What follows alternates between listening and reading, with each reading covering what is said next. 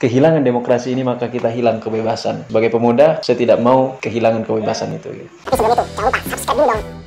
Terima kasih sudah mau menonton. Jangan lupa subscribe dulu dong. Selanjutnya ini tentang fokus pada demokrasi itu sendiri, Bang. Pasca COVID-19 ini keberadaan demokrasi sendiri itu seperti apa, Bang? Apa semakin melemah atau semakin kuat gitu loh? Persoalannya hari ini apa ya? Semacam adanya sentralisasi kekuasaan gitu loh sejak adanya COVID-19. Ya sebenarnya gini Bung, pertanyaan besarnya kan apakah COVID ini kemudian melemahkan demokrasi kita dan pasca COVID indeks demokrasi kita itu menurun atau justru memperkuat demokrasi kita.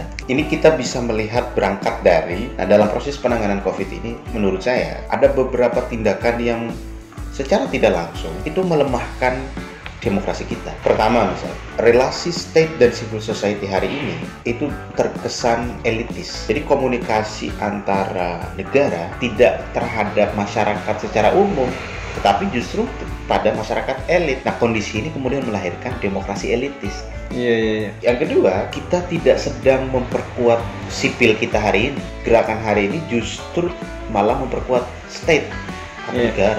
Penguasa lebih kuat ya, more state. Nah,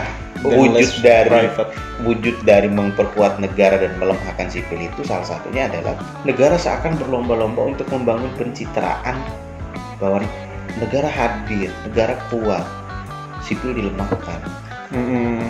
Negara sudah sangat kuat. Hari ini rakyat pada menjerit resesi ekonomi di mana-mana, kekerasan di mana-mana, PHK di mana-mana. Tidak diperkuat, justru malah negara yang diperkuat. Nah ini memperlemahkan demokrasi kita. Ketiga itu saya memahami bahwa ada politisasi social distancing kita.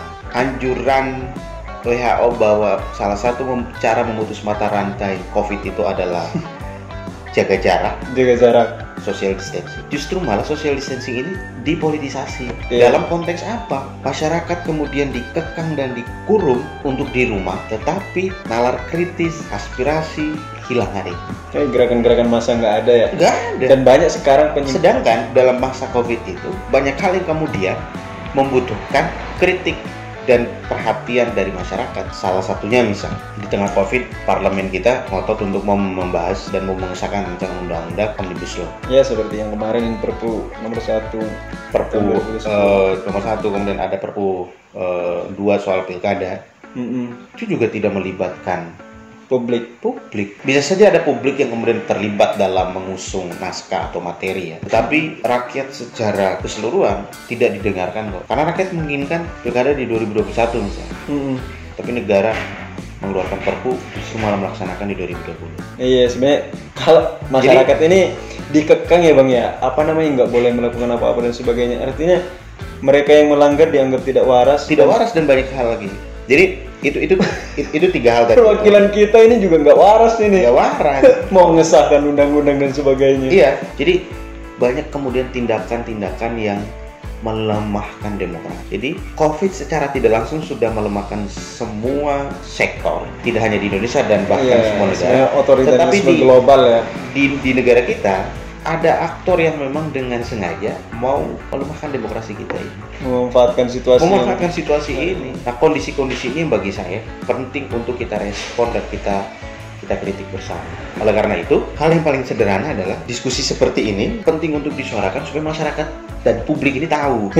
Ya kan? Publik ini tahu bahwa ternyata bansos itu hak kita loh. Ya kan? Ternyata dalam bansos itu kan juga banyak persoalan, Bung.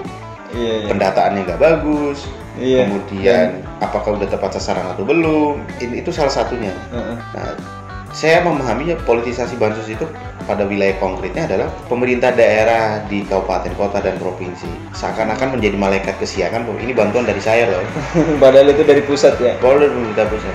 Ada juga yang kemudian mengatakan bahwa itu duit pribadinya dia misalnya. Nah kondisi-kondisi ini yang kemudian saya sebut sebagai masa transisi demokrasi. Jadi pasca COVID ini kita semacam mengalami sebuah transisi demokrasi kita. Perlu diperbaiki ulang ya. Maka demokrasi kita harus perlu diperbaiki. Bagaimana memperbaiki demokrasi kita dalam konteks itu? saya ingin mengatakan bahwa kita punya kekuatan civil society. Civil society yang kuat akan mengontrol negara yang lebih kuat. Negara yang kuat juga membutuhkan civil society yang kuat.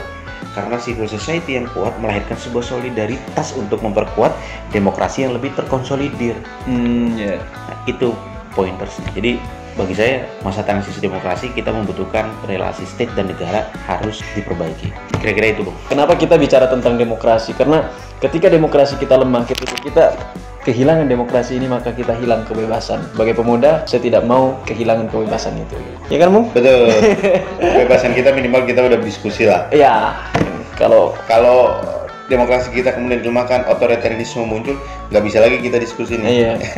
Toh meskipun pendapatnya Fukuyama bahwa demokrasi kapitalisme ini sudah diakhiri kemenangan demokrasi gitu. Oke. Ya kan? Tapi dia masih khawatir keberadaan demokrasi ini masih terancam gitu.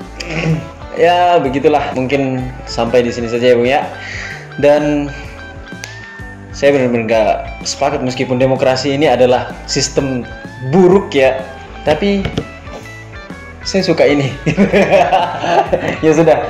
Ya, terima kasih. Thank you Bung Alwan, dan sampai jumpa di episode selanjutnya. Yang penting poin-poinnya saja ya kita tersampaikan gitu ya. Diskusi kita, saya dan Bung Alwan. Oke, sampai jumpa. Assalamualaikum warahmatullahi wabarakatuh, dan jangan lupa subscribe. Bye.